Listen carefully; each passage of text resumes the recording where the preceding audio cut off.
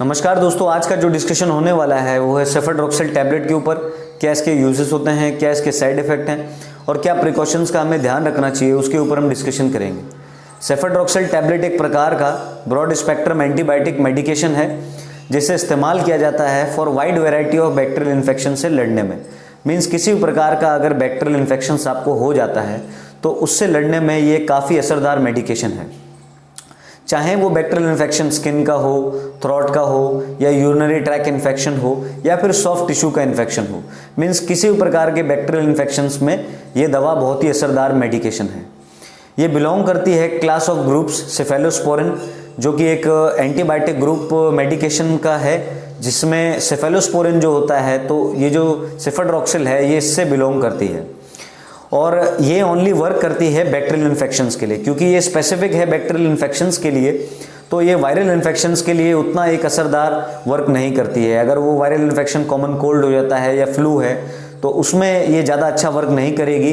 सबसे ज़्यादा अच्छा वर्क ये बैक्टीरियल इन्फेक्शंस में ही करेगी।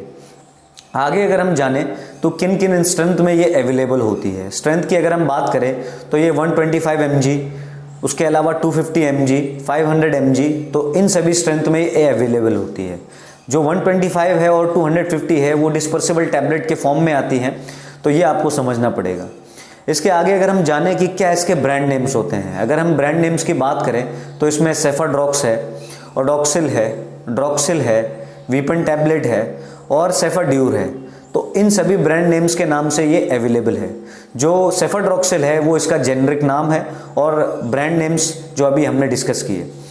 आगे अगर हम डिस्कस करें क्या इसके यूजेस होते हैं, अगर हम यूजेस की बात करें तो पहला जो हम डिस्कस कर ही चुके हैं कि ये रेस्पिरेटरी ट्रैक इन्फेक्शंस में काम आती है। मीन्स किसी भी प्रकार का रेस्पिरेटरी ट्रैक इन्फेक्शन हो, चाहे वो अपर रेस्पिरेटरी ट्रैक इन्फेक्शन हो या जैसे कि टॉन्सिलाइटिस है, फेरेंजाइटिस है, तो ये अगर इन्फेक्शंस होते हैं या लोअर रेस्पिरेटरी ट्रैक इन्फेक्शन हो तो उन सभी में ये एक कारगर मेडिकेशन है। इसके अलावा अगर ये यूरिनरी ट्रैक इन्फेक्शन हो, यूरिनरी ट्रैक में किसी भी पर्टिकुलर पार्ट में जो पर्टिकुलर जो पार्ट्स होते हैं जो कंसिडर करते हैं यूरिनरी ट्रैक इन्फेक्शंस को, अगर उन किसी भी साइट में इन्फेक्शन हो जाता है तो उसमें भी सेफाड्रॉक्सिल को दिया जा सकता है। या उसके अलावा आप देखेंगे कि इसे ऑस्टियोमाइलाइटिस में दिया जा सकता है जिसमें इन्फ्लामेशन होता है बोन्स वगैरह का, और आप देखेंगे कि ये एक ऐसे इन्फ्लामेशन जो होता है किसी भी इन्फेक्शंस के कारण, तो उसमें भी इसे दिया जा सकता है। या टाइफाइड फीवर में इसे दिया जा सकता है। अगर संक्रमित खाने के कारण या पानी के कारण अगर टाइफाइड हो जाता है, टाइफाइड फीवर आ जाता है, तो उसमें भी सेफाड्रॉक्सिल को दिया जा सकता है। या निमोनिया लाइक कंडीशन, अगर उसमें भी अगर इन्फ्लामेशन हो जाता है या इन्फेक्शन हो जाता है किसी भी कारण, तो उसमें भी सेफाड्रॉक्सिल को दिया जा सकता है। और उसके अलावा skin and soft tissue infections में इसको भी दिया जाता है। अगर शरीर में किसी भी प्रकार का बॉयल हो जाता है और इन्फेक्शन टाइप में कुछ पिंपल्स टाइप में हो जाते हैं तो उसमें भी इसको दिया जा सकता है।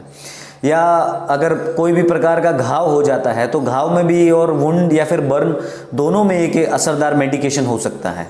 तो इन सभी यूजेस में आपको समझना पड़ेगा कि सेफाड्रॉक्सिल का एक पर्टिकुलर उपयोग होता है।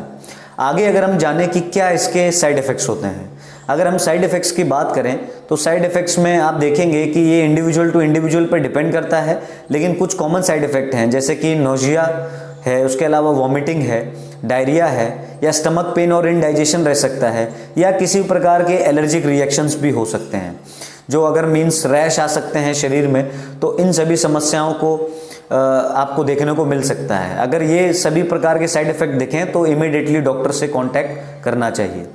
आगे हम जानें कि क्या इसके प्रिकॉशंस होते हैं। प्रिकॉशंस की अगर हम बात करें तो आपको हमेशा याद रखना है किसी प्रकार का मेडिकेशन बिना डॉक्टर की एडवाइस के ना करें और इसे हमेशा कॉशियसली यूज़ करें। अगर पहले से अगर किसी को किडनी डिसीज़ हो या किडनी की बीमारी हो तो इसे डॉक्टर से पहले पूछें और स्पेसिफिक टेस्ट के बाद ही इसे इस्तेमाल करें। या अगर आप देखेंगे कि अगर आप इसे कोलाइटिस में अवॉइड करें, कोलाइटिस जो पर्टिकुलर डिसीज़ है अगर उसमें अवॉइड करते हैं तो बहुत अच्छा रहेगा। So hope you like the video. Thank you friends.